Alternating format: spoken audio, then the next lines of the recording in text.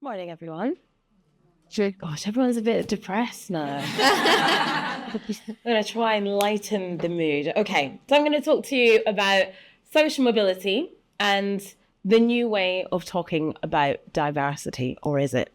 When we talk about diversity, or when we have spoken about diversity in the past, the conversation often stops at what you can see, right? So I am a Black woman, it's true, not a mirage. But we talk about gender, we talk about race, we talk about ethnicity and socioeconomic background. These are all really important factors of diversity. And these things matter, and they matter deeply. I wouldn't be standing here today if they didn't. But I want to talk to you about what we don't always see, and that's the journey that someone has taken to get into the room. And by that, I don't mean did they take an Uber or a tube. It's about the doors that were closed before one was finally opened. It's about the accents that people have had to learn to soften. It's about the networks that people did not inherit and the rules that people were never taught, but somehow just expected to know, right? Let me be clear, if there was a handbook called How to Succeed in Elite Spaces, I absolutely didn't get it. It did not come to my Scottish postcode. But that is social mobility. And my argument today is very, very simple. If diversity is who is in the room, social mobility is how they got there, and more importantly, whether they were meant to stay there. So I'm going to tell you a bit about myself. It's absolutely my favourite topic. Now, I wasn't born into media. I wasn't born into newsrooms. I was certainly not born into royal commentary, which surprises a lot of people because I spend a heck of a lot of time talking about the royals for a living. But trust me, I was not being groomed for any of these places. I built my career across these industries that weren't designed for people like me in mind. You know, journalism, broadcasting. I didn't have family connections in newsrooms. My father was a dentist. My mum was a nurse. I grew up in the most middle-class white area of Scotland you can imagine. All the Black people I knew I was related to and lived with for 17 years. I didn't grow up seeing people like me as editors, as executives, as decision makers. They just weren't there. I actually, when I was growing up, not a lot of people know this, I wanted to be a firefighter, right? With the flammable hair. Can you imagine? But then I decided, actually, you know what? I love storytelling. I love writing. I want to be a journalist. No idea how I'm going to do that. But I had ambition. I had resilience. And I had an ability to walk into rooms pretending like I knew exactly what I was doing, much like I'm doing here today. Honestly, it's a life skill that's got me through so much. But there were rooms where I felt like I was too much. And at the same time, there were rooms where I felt like I was absolutely invisible. There were moments where my background was treated as a curiosity. You're Black and Scottish? Doesn't really make sense. I mean, we were a TikTok trend in the summer, but we've been there for a while. Or it was treated quietly as a disadvantage. And there were moments when I realized quite widely that confidence is often mistaken for competence, and the people with the most of it don't often have the best ideas. But I've also seen what happens when access is given, when talent is trusted, and when lived experience is actually treated as an asset instead of a risk. Social mobility isn't about charity, it's really about recognition. Traditional diversity conversations are no longer enough. Lots and lots of organizations can point to diversity statistics, right?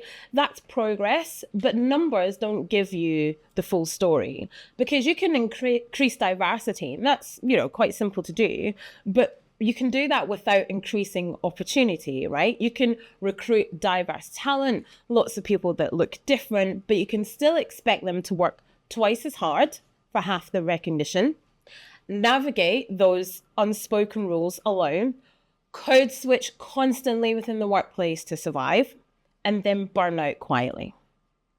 In other words, you invite people to the party, but you don't tell them where the coat rack is, so they're just walking around with a fur coat on, hot and bothered the entire time. Social mobility forces us to ask harder questions. So who gets fast-tracked and why? Who gets second chances? Who's allowed to fail publicly and recover? And who is seen as rough around the edges versus, oh, that person's got potential? True inclusion isn't just about entry, it's about progression, it's about protection, and it's about power. So there's evidence now that we can't ignore around social mobility, right? And this is not just anecdotal, this is stark data. So in the UK, white working class British boys consistently perform worse at school than any other demographic group. So white British boys who are eligible for free school meals have some of the lowest GCSE attainment scores nationally. They are less likely to achieve strong passes in English and maths than Black Caribbean, Black African, South Asian, and white British girls from similar backgrounds. They're also significantly underrepresented in higher education, particularly at Russell Group universities. They're also more likely to be excluded from school and to disengage earlier from formal education. Disadvantage does not operate on race or sex alone. It's also fast forward a bit to leadership, right? Because this is where the conversation remains to be awkward.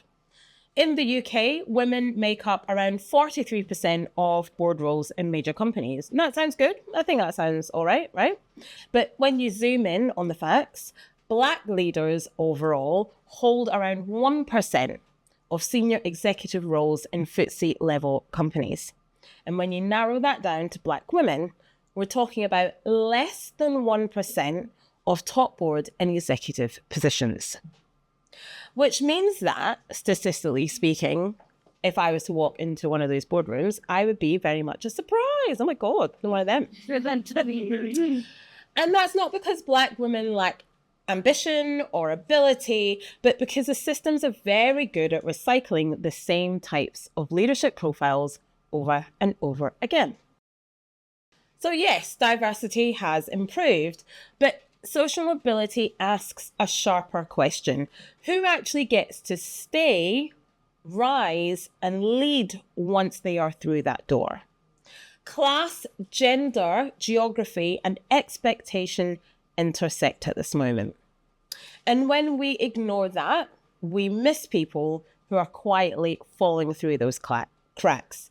Now, this isn't about the competing narratives of disadvantage, pitting one intersection against the other. This is not about that, but it is about recognizing that social mobility sharpens the diversity conversation rather than diluting it.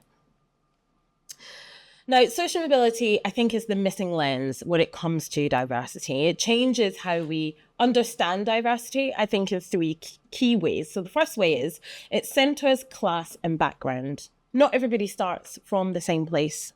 Your education, your postcode, your family wealth, your exposure, these shape your confidence as much as your competence at school and in the workplace. Number two, it also exposes invisible barriers, things like unpaid internships, informal networks, and cultural expectations. Now, these are rarely labeled as discriminatory, but they are absolutely exclusionary for people. And number three, it broadens who diversity is for. It is absolutely for everyone. And social mobility now includes the conversation around working class communities, first generation professionals, migrant families, people who didn't inherit those safety nets. It reminds us that diversity isn't niche, and actually it is structural.